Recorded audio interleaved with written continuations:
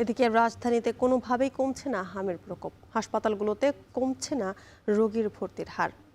হাম পরিস্থিতির সবশেষ খবর জানাতে রাজধানীর ডিএনসিসি ডেডিকেটেড হাসপাতাল থেকে সরাসরি যুক্ত হচ্ছেন সহকর্মী হাসান আল মাহমুদ। হাসান, হামে আক্রান্তদের কি পরিস্থিতি দেখছেন?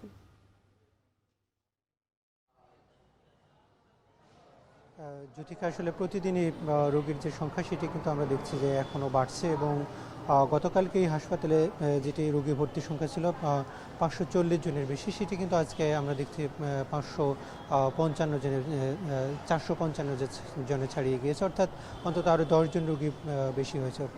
প্রতিদিনই কিন্তু এই সংখ্যাটা বাড়ছিল এবং সেই সংখ্যার যে ধারাবাহিকতা সেটি কিন্তু এখন পর্যন্ত আমরা দেখছি যে সেটি অব্যাহত রয়েছে এবং রোগী ভর্তি প্রতিদিনই হচ্ছে এবং সেখানে নতুন করে ঢাকার বাইরে থেকে আসলে অধিকাংশ রোগী যদিও এখানে আসছে, তবে ঢাকার ভিতরের যে রোগীর সংখ্যা সেটিও কিন্তু কোনোভাবে কমছে না। আমরা এখানকার যে আউটডোরের যেসব চিত্র সেটি কিন্তু আমরা দেখছি যে গতকালকে এখানে ভর্তি ছিল, বহির্বিভাগে চিকিৎসা নিয়েছিলেন 222 জন, সেখানে কিন্তু এই গেল 24 ঘন্টায় কিন্তু সেখানে চিকিৎসা নিয়েছেন 240 জনের মতো, অর্থাৎ প্রতিদিন এই সংখ্যাটা কিন্তু বাড়ছে। সেই ধারাবাহিকতা কিন্তু এখন পর্যন্ত রয়েছে। আমরা দেখছি যে গত 2.5 মাস ধরেই কিন্তু এই রোগীর সংখ্যা কিন্তু বাড়ছে, যদিও এই হাসপাতাল কর্তৃপক্ষ তারা বলছেন যে অন্তত 1000 বেডের তারা প্রস্তুতি নিয়ে রেখেছে এবং সেক্ষেত্রে তারা সম্পূর্ণ প্রস্তুতি কিন্তু ইতিমধ্যে রেখেছে এবং গতকালকেও কিন্তু 120 জন রোগী ভর্তি হয়েছে এবং যদিও একই সংখ্যক প্রায়